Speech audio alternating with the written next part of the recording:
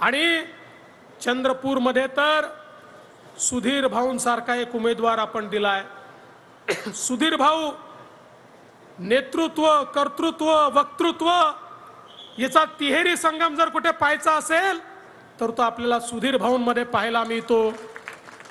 ज्या प्रकारे गेली 30 वर्ष सुधीर भाऊंनी महाराष्ट्राच्या विधानसभेमध्ये विरोधी पक्षात असताना सरकारला सळो की पळो करून सोडलं आणि सत्तेत आल्यानंतर सत्तेमध्ये काय परिवर्तन आपण घडवू शकतो हे महाराष्ट्राच्या जनतेला दाखवून दिलं।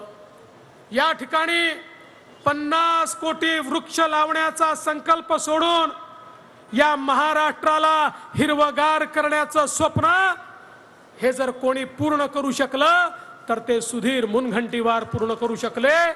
आज संपूर्ण देशामध्ये ज्यावेळेस रिपोर्ट प्रकाशित झाला, एकच राज्य असं होतं की ज्या राज्यातलं जंगल वाढलं होतं आणि ते राज्य म्हणजे आमचं महाराष्ट्र होतं। हे सुधीर भाऊंनी करून दाखवलं।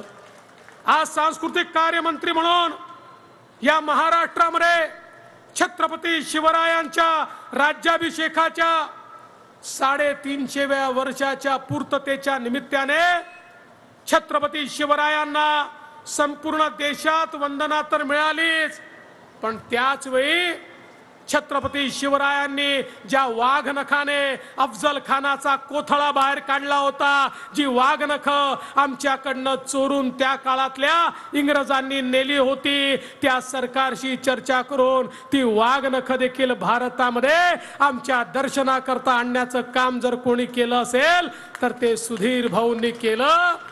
आमच्या अस्मितेची ही जी काही मानकं आहेत त्या मानकांच्या संदर्भात त्यांनी केलेलं काम आपण सगळ्यांनी बघितलं। आणि आज ज्या प्रकारे चंद्रपूर जिल्ह्याचा चेहरा बदललेला आपण पाहतोय, ज्या प्रकारे विकास झालेला आपण पाहतोय, आज या महाराष्ट्रामध्ये मोदीजींच्या सरकारमध्ये आमच्या नितीनजींच्या नेतृत्वामध्ये ज्या प्रकारे विदर्भाचा चेहरा बदललेला आपण दिसतोय, आज मी आपल्याला सवाल विचारू इच्छितो की भारतीय जनता पक्षाच्या व्यतिरिक्त किंवा महायुतीच्या व्यतिरिक्त कोण विकास करू शकतं? आज आपण बघितलं मागच्या वेळी एक ऍक्सिडेंट झाला आणि आपल्या हंसराज भैया छोट्या मतांनी त्या ठिकाणी हारले। आता ते आमचे मित्र दिवंगत झाले, मी त्यांच्यावर बोलणार नाही, पण मी सवाल विचारू इच्छितो की त्या काळामध्ये आपल्याला कुठला विकास पाहायला मिळाला? महाविकास आघाडीचं सरकार देखील होतं, त्याही काळामध्ये आपल्याला कुठला विकास पाहायला मिळाला? बंधू भगिनींनो, या ठिकाणी विकास जर करायचा असेल तर त्याला दृष्टी लागते। सर्व समाजाला सोबत घेऊन कोण चालू शकतो? प्रत्येकाची दुःख कोण समजू शकतो? कोण ती दुःख योग्य प्रकारे मांडू शकतो?